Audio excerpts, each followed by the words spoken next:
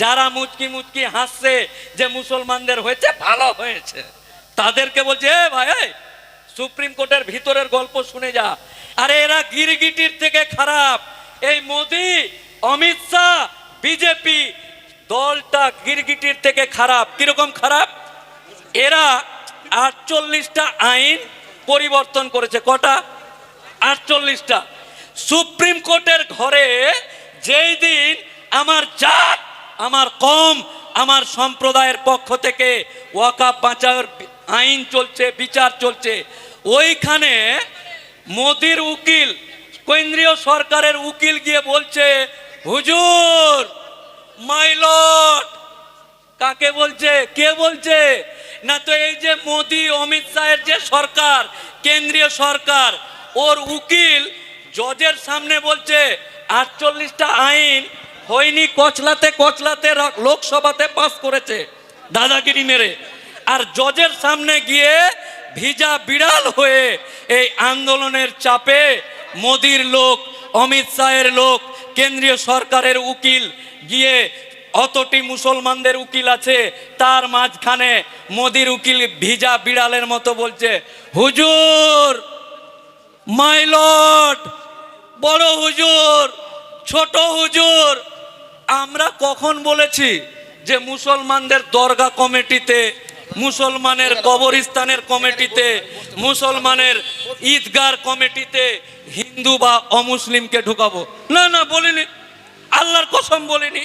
কে বলছে? এই যে এই লোকটির আন্দোলনের চাপে মোদির সরকারের উকিল গিয়ে সুপ্রিম কোর্টের কাছে টাইম নিচ্ছে। আরেকটু মাইরি প্লিজ, আই লাভ ইউ জজ সাহেব, হুজুর আমাকে আরেকটু টাইম দেন।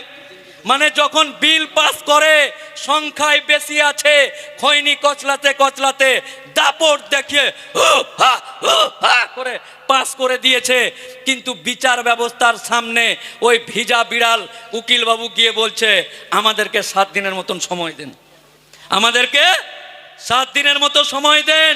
আর হুজুর একদম কিরা খেয়ে বলছি, আমরা কোনোদিনই বলিনি যে মুসলমানের ঈদগার কমিটিতে, মুসলমানের মসজিদ কমিটিতে 2 জন হিন্দু বা অমুসলিমকে ঢোকাবো।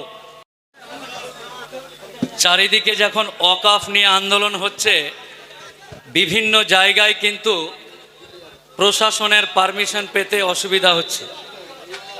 এই আয়োজক এবং আপনাদের লোকাল থানার আইসি সাহেব এবং পুলিশ পার্সোনাল যারা এখানে এসছেন, তাদের ধন্যবাদের সাথে সাথে মাননীয় পুলিশ মন্ত্রী শ্রীমতী মমতা ব্যানার্জিকে ধন্যবাদ জানাই যে আমাদের মতো মানুষ যারা বাপ দাদুর কবর বাঁচানোর আন্দোলন করছি, এই আন্দোলনের রূপরেখা গ্রামে গ্রামে পাড়ায় পাড়ায় যেন ছড়িয়ে পড়ে, তার সুযোগ দেওয়ার জন্য আজ ধুড়িবাজার বাসন্তী এলাকার আপামর জনসাধারণের সাথে সাথে আমার মুসলিম ব্রাদার ইসলামের সাথে সাথে আমার অমুসলিম ভাইদেরকে 2-একটা কথা বলবো এই মঞ্চ থেকে।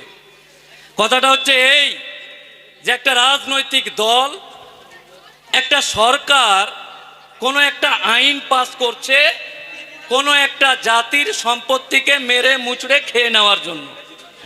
আর নিজের স্বার্থে কোনো একটা সরকার যখন এটা করছে, তখন ভারতবর্ষের এই রাজনৈতিককরণ করে আমার অমুসলিম ভাই যারা আছে তাদেরকে যেন এমনভাবে এই জিনিসটাকে বুঝিয়ে দিচ্ছে যে আমরা মুসলমানরা ওয়াকাফ সম্পত্তি বাঁচাচ্ছি, তার মানে এই এলাকার শ্যামলের জমি আমরা কেড়ে নিচ্ছিলাম, আর মোদি এসে শ্যামলের জমিটা বাঁচিয়ে দিচ্ছে। আর শ্যামল বাবু এটাকে দেখে হাততালি মারছে যে বাপ রে বাপ রে বাপ, মানে মোদি না থাকলে আমার এলাকার শ্যামলের জমিটা মুসলমানরা নিয়ে নিত। শ্যামল বাবু আপনাকে ক্লিয়ার করে দিই, এ আইন কোনো শ্যামল বাবু, দীপঙ্কর বাবু বা অন্য কোনো জাতের সম্পত্তি মুসলমানরা কেড়ে নিয়েছে, আর মোদি তাদের সম্পত্তি বাঁচিয়ে দিয়েছে, তাই জন্য মোদি মোদি করতে হবে এরকম কোনো ব্যাপার নয়। এই সম্পত্তি শুধুমাত্র আমার বাপ দাদু পূর্বপুরুষের রেখে যাওয়া ছেড়ে যাওয়া সম্পত্তি। তাই তাদেরকে বিজেপি নামক রাজনৈতিক দল এই ভুলটা বুঝাচ্ছে, আর এরাও মুসলমানদের আন্দোলন দেখে লেলিয়ে পড়ছে। তাই আপনাদেরকে ক্লিয়ার করে দিই যে শ্যামল বাবু, আপনি যে মহিলাটাকে পুরোহিত দিয়ে অনুষ্ঠান করে বিয়ে করেছেন, ওই মহিলাটাকে মুসলমান নিয়ে নিতে চাইছে আর মোদি এসে রক্ষা করে দিয়েছে, এরকম ব্যাপার নয়। মোফাক্কেরুল ইসলাম, মাজারুল ইসলাম, জয়নাল, মফিজুল যারা আছে, তারা যেটা বউকে মোহর দিয়ে খরচ খরচা করে বিয়ে করে এনেছে, এই সরকার এসে বলছে উকিল সাহেব আপকা বিবি কো হামকো চাইয়ে। আর আমি বেঁচে আছি, আমার দেহে রক্ত আছে, রক্তের রং লাল, আমার দেহের রক্তটা এখনো পুজ হয়ে যায়নি। আমি বেঁচে আছি, আমার রক্ত আছে, আর আমার দেহে রক্তটা পুজ হয়ে যায়নি। এই পুজ না হয়ে যাওয়া রক্ত থাকাকালীন কেউ যদি এসে বলে ওকিল সাহেব তোমারা বিবি কো হামকো চাইয়ে, দিব? হ্যাঁ, দেয় নাকি? এটা হয়? এটা হবেই না। ঠিক তেমনি আমার বাপ, আমার দাদু, এই এলাকার বাপ চাচারা মাথায় ঘাম পায়ে ফেলে পেটে গামছা বেঁধে যে মসজিদটা তৈরি করেছে, যে আমার নিজের বাড়িতে একদিকে ছাগল ঢুকে আর একদিকে শিয়াল বেরিয়ে যায়, কিন্তু আমার আল্লাহর ঘরকে আমরা বাড়ি বাড়ি চাঁদা তুলে ধান যা আছে সমস্ত কিছু তুলে যে মসজিদটাকে জিপ দিয়ে চেটে রাখি, ওই মসজিদটাকে এসে কেউ যদি বলে কালিয়া ये मस्जिद हमको दे दो, चलेगा क्या? नहीं चलेगा। এই আন্দোলন অনেকেই ভাবছে আমরা মনে হয় হিন্দুর বিরুদ্ধে আন্দোলন শুরু করেছি। না, এটা আমরা বলি না, আমার বুক এই যে আপনাকে বলছে, আপনাকেও বলছে, আমরা যারা স্টেজে আছি আর যারা স্টেজের সামনে আছে তাদের নারায়ে তাকবীর, নারায়ে তাকবীর, আল্লাহু আকবার, নারায়ে তাকবীর, আল্লাহু আকবার। দেহে রক্ত থাকাকালীন এই আইন মানছি না, মানবো না, মানছি না, মানব না। আল্লাহর সম্পত্তিতে কাউকে নাক গলাতে দিব না, দিচ্ছি না, দিচ্ছি না, দেব না। নারায়ে তাকবীর, আল্লাহু আকবার, নারায়ে তাকবীর, আল্লাহু আকবার, নারায়ে তাকবীর। আল্লাহু আকবার। মিছিলের যারা আছে সুন্দরভাবে বসে যান, প্রশাসনকে সহযোগিতা করুন। এই থানার পুলিশ যারা আছে তারা যেভাবে বলছে সেইভাবে বসুন।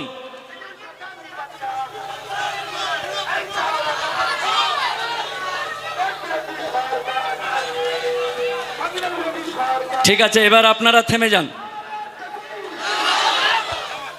আপনারা সবাই নিজের নিজের জায়গাতে এসে বসে যান। আপনাদেরকে ধন্যবাদ। আমি প্রত্যেকের কাছে অনুরোধ করব যে আপনারা যারা মিছিল আকারে এসছেন, আপনারা শৃঙ্খলার সহিত এদিকে এসে জীবনতলা রোডের দিকে এসে আপনারা জমে জমে বসে যান। শুরু করেন।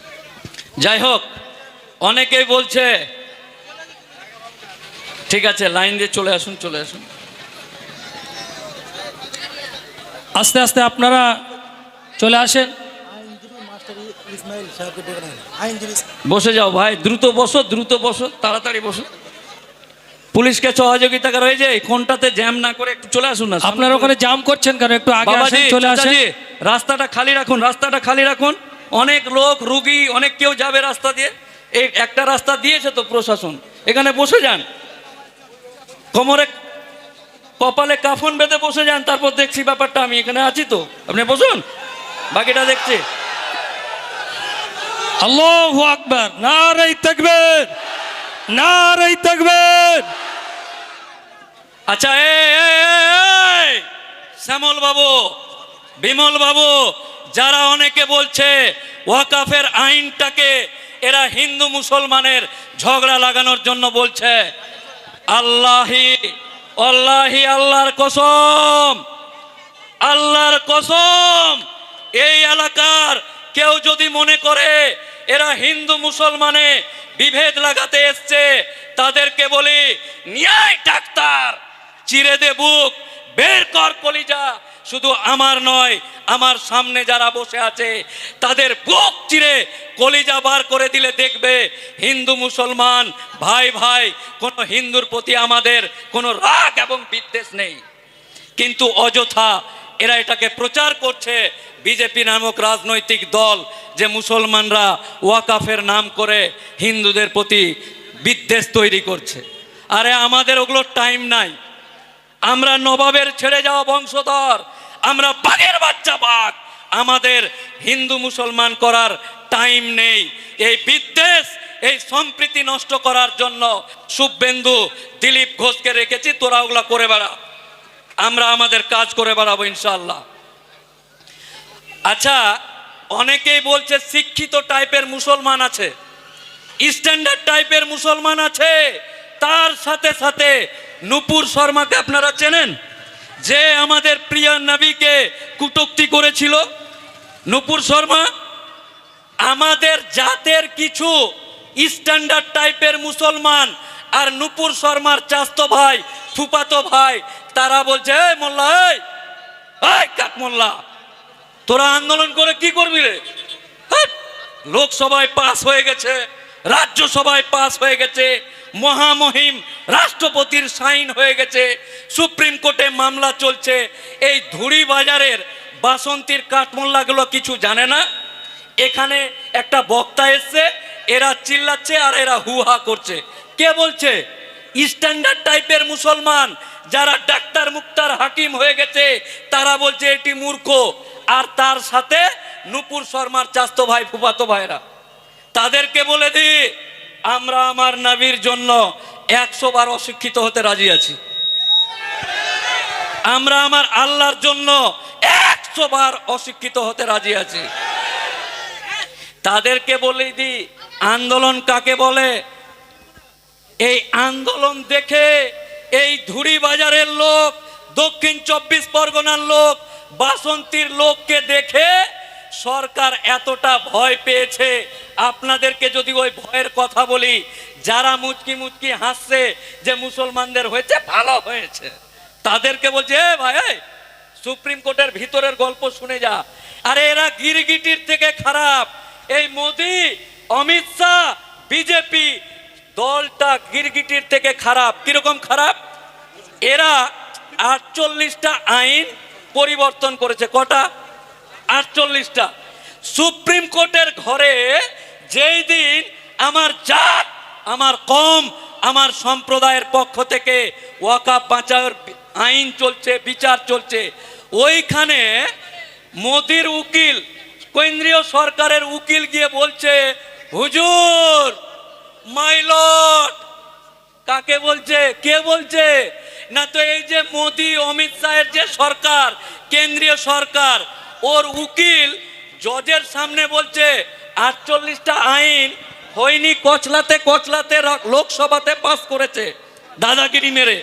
আর জজের সামনে গিয়ে ভিজা বিড়াল হয়ে এই আন্দোলনের চাপে মোদির লোক, অমিত শাহের লোক, কেন্দ্রীয় সরকারের উকিল গিয়ে, অতটি মুসলমানদের উকিল আছে, তার মাঝখানে মোদির উকিল ভিজা বিড়ালের মতো বলছে হুজুর, মাই লর্ড, বড় হুজুর, ছোট হুজুর। আমরা কখন বলেছি যে মুসলমানদের দরগা কমিটিতে, মুসলমানের কবরস্থানের কমিটিতে, মুসলমানের ঈদগার কমিটিতে হিন্দু বা অমুসলিমকে ঢুকাবো? না না, বলিনি, আল্লাহর কসম বলিনি। কে বলছে? এই যে এই লোকটির আন্দোলনের চাপে মোদির সরকারের উকিল গিয়ে সুপ্রিম কোর্টের কাছে টাইম নিচ্ছে। আরেকটু মাইরি প্লিজ, আই লাভ ইউ জজ সাহেব, হুজুর আমাকে আরেকটু টাইম দেন। মানে যখন বিল পাস করে, সংখ্যায় বেশি আছে, খৈনি কচলাতে কচলাতে দাপট দেখিয়ে করে পাস করে দিয়েছে। কিন্তু বিচার ব্যবস্থার সামনে ওই ভিজা বিড়াল উকিল বাবু গিয়ে বলছে আমাদেরকে 7 দিনের মতন সময় দেন, আমাদেরকে 7 দিনের মতো সময় দেন। আর হুজুর একদম কিরা খেয়ে বলছি, আমরা কোনোদিনই বলিনি যে মুসলমানের ঈদগাহ কমিটিতে, মুসলমানের মসজিদ কমিটিতে 2 জন হিন্দু বা অমুসলিমকে ঢোকাবো। এটা হচ্ছে আন্দোলনের লাভ। এই যে নটবর এই এলাকার মুসলমান স্ট্যান্ডার্ড টাইপের যারা মনে করেছে এই মানুষটি নবী প্রেমী, শরিয়ত প্রেমী, আল্লাহ প্রেমী মানুষটি যারা এখানে উপস্থিত হয়েছে, আর অহংকারী টাইপের মুসলমান যারা এখানে উপস্থিত হয়নি, এই নূপুর শর্মার চাস্তো ভাইগুলোকে চিহ্নিত করতে হবে। এই যে রৌদ্রে থেকে গলা ফাটিয়ে আন্দোলন করে গুলি খেয়ে রক্ত দিয়ে কবরস্থান বাঁচাবো, আর তুমি স্ট্যান্ডার্ড টাইপের নূপুর শর্মার চাস্তো ভাই নিজের বাপের মাইয়াত নিয়ে যখন কবরস্থানে যাবে তোমাকে কিন্তু প্রশ্ন করা হবে। তাই এই এলাকার মুসলিম সম্প্রদায়কে এখানে উপস্থিত থাকার আহ্বান জানাচ্ছি। আরে আন্দোলন করে কি লাভ হবে না লস হবে? তুমি এই যে তোমাকে বলছি, তুমি যেদিন মরে যাবে কিয়ামতের সামনে আল্লাহ বলে ঢুড়ি বাজারের জয়নাল উঠতো, ওঠ তোর বিচার হবে। তখন কিয়ামতের দিন, মহাপ্রলয়ের দিন, মহান আল্লাহ তাআলা যখন আপনাকে বলবে যে আমার সম্পত্তি, আমার ঘর, আমার সম্পত্তি নিয়ে যখন টানাটানি করছিল, এই ঢুড়ি বাজারের জয়নাল তুই কি করেছিলি বলতো একটু, তখন আপনি আল্লাহর সামনে লজ্জিত হবেন। আল্লাহর সামনে চোখ নিচু করে, মাথা নিচু করে ক্ষমা ছাড়া আপনার আর জায়গা থাকবে না। তাই নিজেকে বাঁচাতে কিয়ামতের দিন উত্তর দেওয়ার জন্য আপনাকে এই আন্দোলনে উপস্থিত থাকার আহ্বান জানাচ্ছি। আরে সুপ্রিম কোর্টে মামলা চলছে, ওগুলো আমরা এবং আপনার জাতের যারা উকিল আছে তারা দেখবে। আপনি উকিল নয়, আপনি সাধারণ মুসলমান, 5 ওয়াক্ত নামাজি। আপনাকে রাস্তায় আন্দোলন চালাতে হবে। যুদ্ধ চলবে আইনি পদ্ধতিতে, একদিকে সুপ্রিম কোর্টে আর আরেকদিকে চলবে রাস্তায়। রাজি আছেন না? রাজি আছেন কিনা হাত তুলে বলুন রাজি আছেন? নারায়ে তাকবীর। আইনটাতে 48টা পরিবর্তন হয়েছে। কেন আপনাকে আন্দোলন করতে হবে বলি, এই এলাকায় এই যে এটা এলাকা, এটা মুসলমান এলাকা। এই মূল কবরস্থান আছে ককাটা, 10 বিঘার একটা কবরস্থান আছে। এই কবরস্থানে আমার মা যখন মরে যায়, আমার প্রিয় মা, আমার বাপ, আমার দাদু যখন মরে গেছে, মশাই আপনারা এত আওয়াজ করছেন না,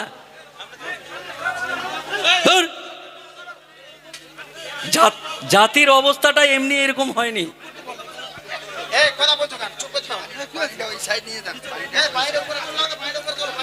এই কবরস্থানটাতে মুখটাকে সাইলেন্ট করে নড়াচড়া কর না রে ভাই, না তো ছুঁড়ে মেরে দেবো একদম।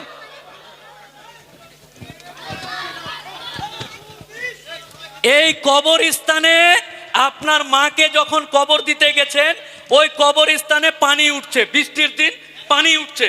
এই কবরস্থানে কবর খুঁড়েছেন, আপনার প্রিয় মাকে যখন কবরস্থানে কবর দিতে যাচ্ছেন, কবরস্থানে পানি উঠছে।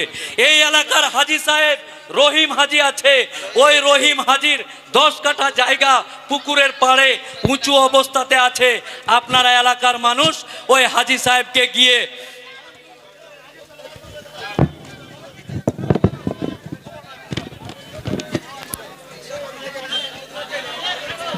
এই সামনে থেকে 2-3 জন ওঠো তো। এই আমাদের এই মুসা এখানে আছে। মুসা সাহেবের জায়গায় 2-3 জনকে তুলে দাও। আমরা শান্তি শৃঙ্খলা বজায় রেখে আমরা পিছনে গিয়ে বসি ভাই। আচ্ছা, এবার মুখটা সাইলেন্ট করে এদিকে এগিয়ে যাও। হ্যাঁ, ওই কবরস্থানে যখন আপনার মায়ের কবরে পানি উঠছে, তখন এই এলাকার হাজী সাহেবের 10 কাঠা জায়গা আপনারা নেবেন। বলবেন যে হাজী সাহেব আপনাকে আল্লাহ টাকা দিয়েছে, সম্মান দিয়েছে, এই 10 কাঠা জায়গাটা আপনি একটু আমাদেরকে দেন। এই কথা শুনে এই এলাকার হাজী সাহেব রাজি হয়ে গেল আপনাকে জমি দেওয়ার জন্য। ওই জমি দিতে গেলে হাজী সাহেবকে লুঙ্গিটা তুলে, এরকম লুঙ্গির ভিতরে মোবাইল ভরে ছবি তুলতে হবে, কাটা না গোটা। আধার কার্ডে আপনার এলাকার হাজী সাহেবকে আপনার বাপের কবর, যে কবরটাতে পানি উঠছে, ওই কবরটা যখন অন্য জায়গায় জমি দান করবে, ওই রাজি হয়ে গেছে। ওই রাজি হওয়ার পর ওই হাজী সাহেবকে কাটা না গোটা, আধার কার্ডে চোখের ছবি আছে, মানুষের ছবি আছে। এই আইনে বলছে আপনি যে 5 বছর থেকে মুসলমান, তাহলে আপনাকে প্রমাণ দিতে হবে। এই প্রমাণ আপনি যে মুসলমান আপনি প্রমাণ দিবেন কি করে? তখন ওই হাজি সাহেবকে রেজিস্ট্রি অফিসে 5 বছর থেকে মুসলমান তার সার্টিফিকেট নিয়ে রেজিস্ট্রি অফিসে যেতে হবে। আর ওই রেজিস্ট্রি অফিসে আধার কার্ডের মতো ওই লুঙ্গির ভিতরে মোবাইল তুলে কাটানা গোটার ছবি একদিকে আর হাজি সাহেবের ছবি একদিকে, এই ছবি দিয়ে বলতে হবে যে 5 বছর ধরে আমরা মুসলমান, আমরা 5 বছর থেকে মুসলমান, আমরা এই জমি দান করতে চাইছি। কবরে গেলে কোনো মাইয়াতকে যে শুয়ে মাইয়াতকে যদি আপনারা রেখে আসেন, তাহলে আল্লাহর কসম বলছি,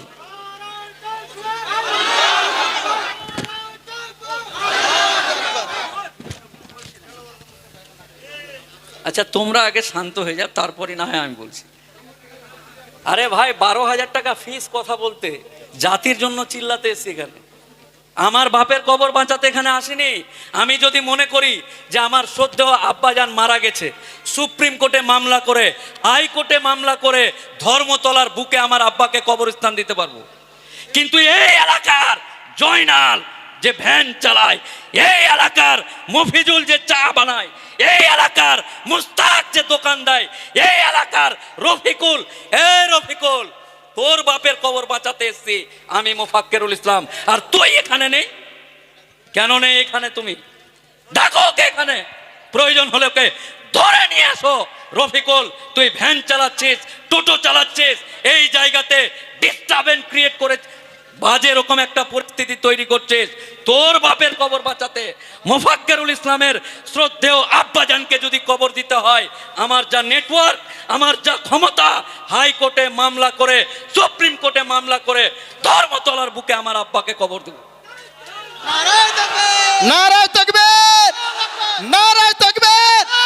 মোফাক্কের ইসলাম সাহেব, মোফাক্কের ইসলাম সাহেব, জনাব কামরুজ্জামান সাহেব, যে কথা আমি বলছিলাম যে আপনি মুসলমান কিনা এই সার্টিফিকেট দিতে লুঙ্গির ভিতরে মোবাইল দিয়ে ছবি তুলে কাটানা গোটা আপনাকে প্রমাণ দিতে হবে যে আপনি 5 বছর ধরে মুসলমান। এই আইনের বিরুদ্ধে আপনারা সবাই আপনার বাপের ইজ্জত, আপনার ভাইয়ের ইজ্জত, আপনার ফুফার ইজ্জতকে বাঁচাতে এই আন্দোলন আপনাকে করতে হবে। দ্বিতীয় হলো এই এলাকাতে 10 বিঘা রাস্তার উপরে কবরস্থান আছে। এই কবরস্থানকে কার? এটা কবরস্থান মুসলমানের কবরস্থান। কোন মুসলমান? না তো এই এলাকার মানুষেরা জমি কিনে দলিল খতিয়ান আরএস যা আছে সমস্ত জায়গাতে লেখা আছে এই কবরস্থান মুসলিমের ব্যবহারের জন্য উৎসর্গ করা হলো। ওই কবরস্থান দেখে বিজেপি সরকারের লোভ হয়ে গেছে, কালিয়া ये हमको चाहिए। জানে না যে এতটি গব্বর আছে, কালিয়া চাইলেই হবে নাকি? হবে না। ওদের বুদ্ধি দেখেন, জমি আমার বাপের, জমি আমার জাতের। ওই জমিতে মোদি আর অমিত শাহ এসিতে বসে খৈনি কচলাচ্চার বলছে, গুরু জমিটা খুব দামি আছে, এক কাজ করি, এই এলাকার মুসলমান মরে কয়টা? বললো 4টা 5টা, বছরে 3-4টা মরে। আর এদের না কবর দেওয়ার পর মাটি হয়ে যায়, আবার ওই কবরে কবর দেওয়া যায়। তো গুরু এই 10 বিঘা জমিটাকে এই মুসলমানটিকে বলি যে তোরা 4 কাঠা নে, এই যে ঢুরি বাজারের মুসলমান 4 কাঠা নে, তোরা তো মরিস বছরে 1টা 2টা 3টা 4টা, এই 4 কাঠা জায়গাতে তোদের হয়ে যাবে। আর 9.5 বিঘা জায়গাটা আমাদেরকে দে, আমরা ওখানে টোটো স্ট্যান্ড করব, আমরা ওখানে ভুটভুটি স্ট্যান্ড করব, আমরা ওখানে পানের পিট ফেলবো, পানের দোকান খুলে। মানে জমি আমার, আর মাতব্বরি কে মারছে? মোদির সরকার। ওই জমিতে আমার আব্বা শুয়ে আছে, আমার খালু শুয়ে আছে, আমার দাদু শুয়ে আছে, যেই জমিতে 4 কাঠা ঘেরে দিয়ে দাদর কবরে ভুটভুটি চালাতে চাচ্ছে। 9.5 বিঘা নিয়ে নিবে, হাফ কাঠা দিয়ে বলছে তোরা এটি না আর আমাদেরকে ওটি দে। মনে হচ্ছে বাপের জমি রেখে গেছিল নিয়ে যাবে। আর ওই জমিতে আমার আব্বা যেখানে শুয়ে আছে টোটো ভুটভুটি পানের পিঠ পাত ফেলে একাকার করবে। আর আমার রক্ত পুজ হয়ে গেছে, আমি বেঁচে আছি, আবার আমার বাপের কবরে টোটো চলবে, ভুটভুটি চলবে, আর আমার রক্তটা পুজ হয়ে গেছে। হয়েছে নাকি?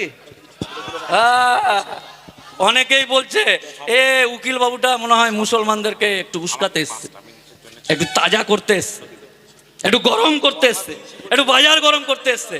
তাদেরকে বলে এই যে এ ভাই এই মুসলমানকে উস্কাতে হয়, মুসলমানকে আমাদের মতো লোককে থামাতে হয়। এ ভাই থাম থাম থাম, এ ভাই থাম থাম থাম থাম, এরকম করে থামাতে হয়। আরে মুসলমানের বাচ্চা যারা আছে তারা এমনি এক একটা বাঘের বাচ্চার মতো। কারবালা ময়দানে যারা শহীদ হয়েছে তাদের রক্ত এগুলো। আবু লাহাবকে যারা ধ্বংস করেছে তাদের রক্ত। এই রক্তকে উস্কাতে হয় না, থামাতে হয়। আমরা কলকাতা থেকে এসেছি থামাতে। ভাই আমরা আছি, আইনটা দেখছি, তোরা থাম, এটা বলতে এসছি, উস্কাতে এখানে আসিনি। কারণ আমাদেরকে উস্কাতে হয় না। তাই ব্রাদার ইন ইসলাম, আপনারা যারা আছেন, অনেক বলার কথা ছিল, অনেক ইচ্ছা ছিল আপনাদের সামনে মন ভরে হৃদয় খুলে আপনাদের এই আইনি আলোচনাগুলো আপনাদের সামনে করব। একটা ছোট্ট আলোচনা করে, এই যে যেতে যেতে সন্দেশখালী বাজারে একটা মসজিদ দেখলাম, অনেক বড়, শেখ শাহজাহান মার্কেটের পাশে একটা মসজিদ।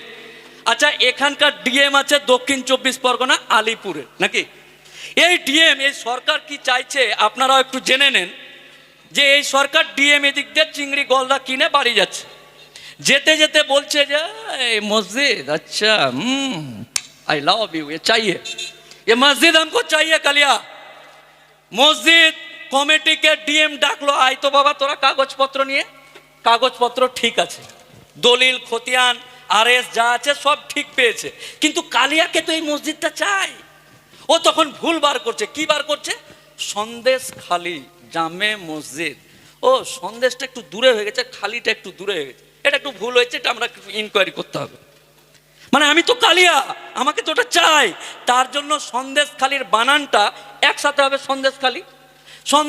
সন্দেশটা একটু এদিকে হয়েছে, খালিটা একটু একটা স্পেস পড়ে গেছে। ডিএম বলছে না না না, এটা একটু চেক করতে হবে। 5 বছরের জন্য ওখানে তালা লাগিয়ে দিল ইনভেস্টিগেশনের নাম করে। কোনো মতোয়াল্লি, কোনো নামাজি মুসল্লি কেউ যেতে পাবে না। 5 বছর পর অন্ধকার রাতে কোন দিন মসজিদকে শহীদ করবে বুলডোজার চালিয়ে, সেটা আমাদেরকে অবগত হতে হবে। তাই ডিএম এর পাওয়ার কেন, যেখানে একজন ডিস্ট্রিক্ট জাজ র্যাঙ্কের জজ সাহেব বিচার করে, 3 দিন কা যোগী এসে বলছে এটা আইন পার করে ডিএম এর কাছে পাওয়ার দিব। আইনটা এরাই বেশি বুঝে গেছে, আর আমরা ঘাস খাই। কলকাতা হাইকোর্টে গাছতলাতে সাইকেলের ডাব বেচি আমরা পড়াশোনা করিনি, আমরা এই জাতির মানুষ, আমরা কিছুই জানি না। মানে আমার সম্পত্তিতে নাক গলাবে তুমি, আর আমরা ওই হাইকোর্টের সামনে ডাব বেচি। ধানকুটা মিলের মালিক আমরা বুঝি না। আমরা বুঝেছি এই আইনে কোনো মুসলমানদের লাভ নাই। তাই পশ্চিমবঙ্গ সরকারের মাননীয় মুখ্যমন্ত্রীকে ধন্যবাদ জানিয়ে, তার একজন এমপি মামলা করেছে, নওশাদ সিদ্দিকী মামলা করেছে, এরকম অনেক মানুষ ওইখানে মামলা করেছে। মামলার রায় আগামী দিনে আছে, আন্দোলন চলবে। আন্দোলনের গতিটা কি হবে? প্রত্যেকটা পাড়াতে গ্রামে গ্রামে ব্লকে ব্লকে জেলায় জেলায় রাজ্যে রাজ্যে আন্দোলন চলবে। এটাই কিন্তু শেষ। চাচাজি, 2টো কথা বলে এবার আমার বক্তব্য শেষ করব। এই হাত মোফাক্কেরুল ইসলামের হাত আর আমার চাচাজিদের পা। চাচাজি, আপনাদেরকে পা ধরে বলছি, এই যে ইয়াং তরুণ ব্রাদার যারা আছে, যাদের রক্ত টকবক করে ফুটছে, আমার ভাই, তোমাদের হাতে এই মোফাক্কেরুল ইসলামের হাত। চাচাজি, বাবাজি, বুজুর্গ, হাজি সাহেব, এলাকার মুরব্বী, আপনার হাতে, আপনার পায়ে মোফাক্কেরুল ইসলামের হাত দিচ্ছি। এই পা ধরে আপনাকে বলছি চাচাজি, এইবারই শেষ, এটাই শেষ। কেন্দ্রীয় সরকার এই 11 বছরে বিভিন্ন রকম নাটকের নাম করে মুসলমানদেরকে যে অত্যাচার করছে, এটাই তার শেষ। করেঙ্গে ইয়া মরেঙ্গে, গান্ধীজির মতো করেঙ্গে ইয়া মরেঙ্গে। চাচাজি, আপনাকে বলছি, এই হাতটা আপনার পায়ে দিলাম। ইয়াং ব্রাদার, যুবক, প্রাণপ্রিয় যুবক, তোমার হাতে আমার হাত, তোমার বুকে আমার বুক। এইটাই শেষ। এই শেষ ধাক্কাতে এই সরকারকে আমরা বুঝিয়ে দিতে চাই, এরপর সুন্দরবনের যত বাঘ আছে, এই বাঘের লেজে ঘুমিয়ে থাকলেও এরা বাঘ, জেগে থাকলেও এরা বাঘ। এই ঘুমন্ত বাঘের লেজে পা দিলে কি হয়, এই সরকার যেন এবার বুঝতে পারে ইনশাল্লাহ। আপনাদের আন্দোলনটাকে এমনভাবে করতে হবে যতদিন না মোদি আর অমিত শাহ একটা মিটিংয়ে যেতে যেতে বলছে, গুরু কি বলছে, গুরু এগুলা মুসলমান, এদের ইঞ্জিন হর্স পাওয়ার মাঝে মাঝে উঠে আর ডুবে যায়, এনআরসি এনআরসি এনআরসি উঠলো ফের ডুবে গেল, 3 তালাক 3 তালাক 3 তালাক উঠলো ডুবে গেল। চাচাজি ওরা বুঝে নিয়েছে, তাই এদেরকে এবার এই বুঝের উল্টা বুঝ দিতে হবে। সুন্দরবনের বাঘের লেজে পা দিলে কি হয় বুঝাতে পারবেন না? পারবেন না? পারবেন না? একবার হাত তুলে বলেন না, নারায় থাকবে আল্লাহু আকবার। আই মোদি দেখে আল্লাহু যা। আকবার। ব্রাদার ইন ইসলাম, আপনারা ভালো থাকুন। আর আমি মহান আল্লাহ তাআলার কাছে এই পবিত্র মঞ্চ থেকে আল্লাহর কাছে আবেদন রাখছি, দোয়া রাখছি, হে আল্লাহ এই এলাকার সমস্ত ইয়াং এবং তরুণ ভাইদেরকে হযরত আলীর মতো শক্তি দান করো। হে আল্লাহ এই এলাকার যুবকদেরকে হযরত উমরের মতো জজবা দান করো। আমিন। হে আল্লাহ আমার বাপজি সহ এই এলাকার মানুষকে আবাবিল পাখির মতো শক্তি দান করো আল্লাহ। আমিন। আগামী দিন আপনারা ভালো থাকুন, সুস্থ থাকুন। আপনারা প্রত্যেকেই একটাই জিনিস এই আধা ঘন্টার বক্তব্যে বারবার যেটা বলার চেষ্টা করছি, ভালো করে মাইন্ডে গেঁথে নেন যে এটাই শেষ, এটাই শেষ।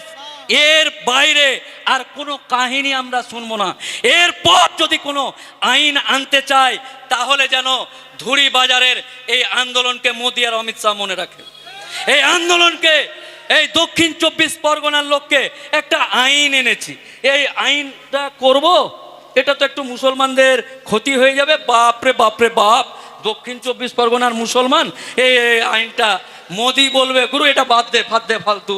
একবার করেই এই যে আপনারা কত পার্সেন্ট গোটা পশ্চিমবঙ্গে ভারতে জানেন কি? শিখ সম্প্রদায়ের মানুষ। এই পুলিশের কথা শুনে যেভাবে বলছে করো।